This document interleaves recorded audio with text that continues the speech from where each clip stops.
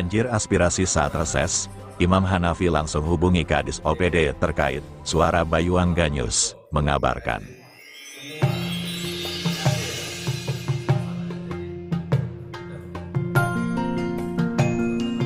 Anggota DPRD Kota Probolinggo, Imam Hanafi, kembali menggelar reses ketiga pada masa persidangan ketiga, tahun sidang 2024-2025, pada hari Rabu, tanggal 6 Agustus tahun 2025, malam. Kegiatan yang berlangsung di kantor DPC PDI Perjuangan, Jalan Berantas 11 Kecamatan Kademangan ini, merupakan bagian dari program kerja legislator untuk menyerap aspirasi masyarakat. Reses yang diadakan ini, dihadiri oleh tokoh masyarakat, warga, pengurus DPC, PAC, dan ranting PDI Perjuangan Kota Probolinggo, serta dihadiri oleh perwakilan Bawaslu setempat. Ketua Bawaslu menyampaikan terkait tugas dan fungsi Bawaslu, baik sebelum pemilu, pilkada, maupun pasca pemilihan, dan kali pertama kehadirannya di PDI Perjuangan. Selanjutnya, Bawaslu akan terus bersinergi dengan partai-partai yang lain, terang Putut. Menyampaikan beberapa informasi yang terkait dengan Bawaslu.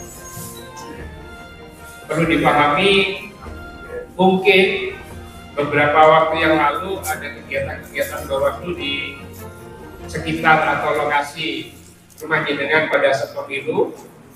Untuk saat ini memang karena sudah pilkadanya selesai, pertama kan pemilu ya, pemilihan presiden dan anggota DPR, lalu masuk ke proses pilkada, pemilihan wali kota, pemilihan gubernur.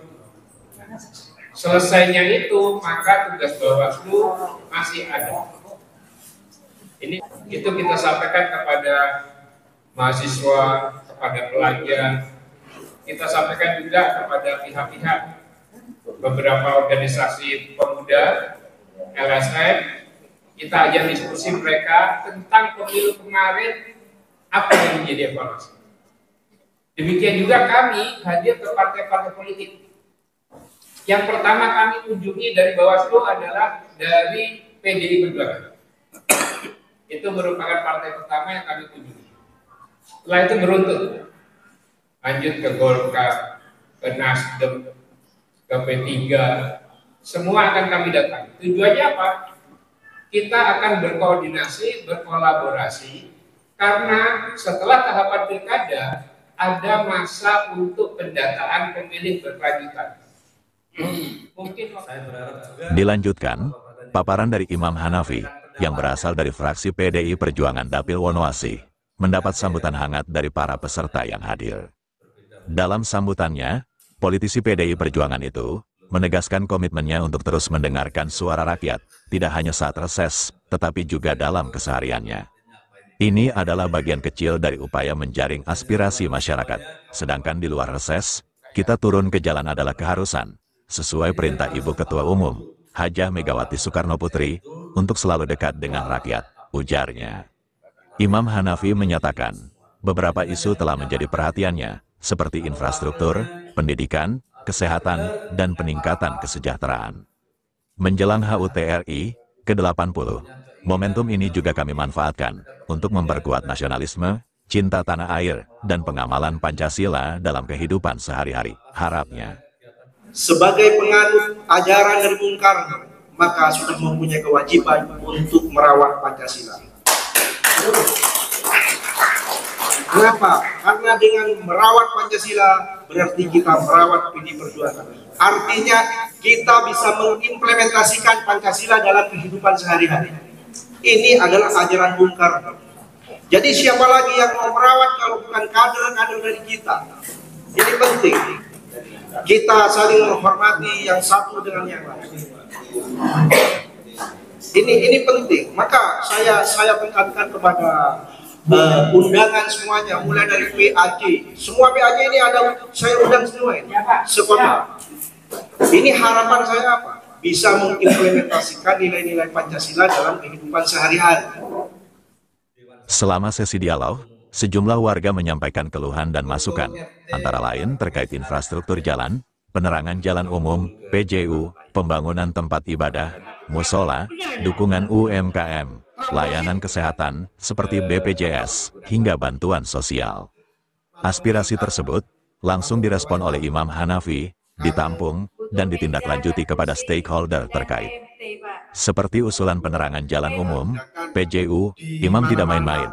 Kala itu juga, langsung menghubungi OPD terkait, yakni Kadis Perhubungan. Pak Taufik Wonwasih, ada Masjid Riyadul Jannah belum punya meteran. Inilah Mas, dalam merawat Pancasila, saya kembalikan Pancasila. Di dalam sana sudah ada, harus kita implementasikan. Maka saya jawab untuk meteran masjid. Paling lama 10 hari, Mas. 10 hari. 10 hari akan saya realisasikan. Ini kenapa? Ini menyangkut kepentingan orang banyak. Saya tidak main-main.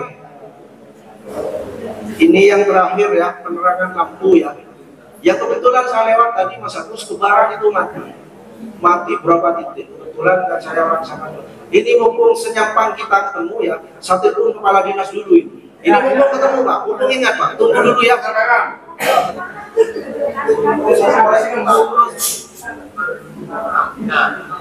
Oke, ini begini Pak Agus, kebetulan saya reses. Ini di perempatan Wonwasih ke barat ada 5 atau 6 titik lampu mati Pak Agus. Mohon ditindaklanjuti. Sepanjang jalan Insinyur Sulami juga yang mati-mati mohon ditindaklanjuti Pak Agus nih. Ya Pak, di foto posisinya segera akan ada besok.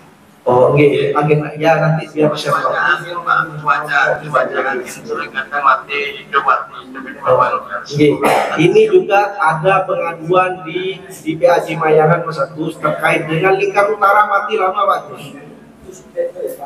Oh iya, itu banyaknya kementerian tapi kita bantu untuk teladan. Oke, mohon dibantu Pak Agus nih. Biar ini saya sebagai anggota DPRD dulu. Nanti tak suruh foto tak kirim panjenengan nggih.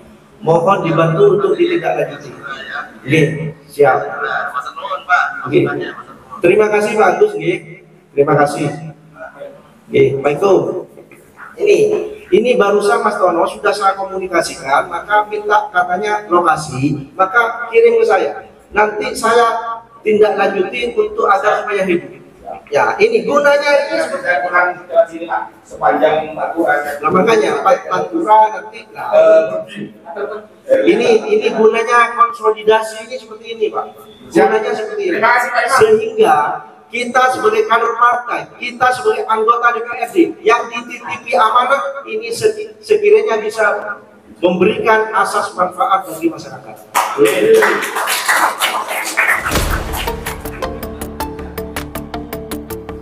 Kegiatan reses ini diharapkan dapat menjadi jembatan komunikasi antara warga dan pemerintah daerah, sehingga kebijakan yang diambil benar-benar sesuai dengan kebutuhan masyarakat, pungkasnya. Dari Kota Probolinggo, Suara Bayu Angganyus mengabarkan.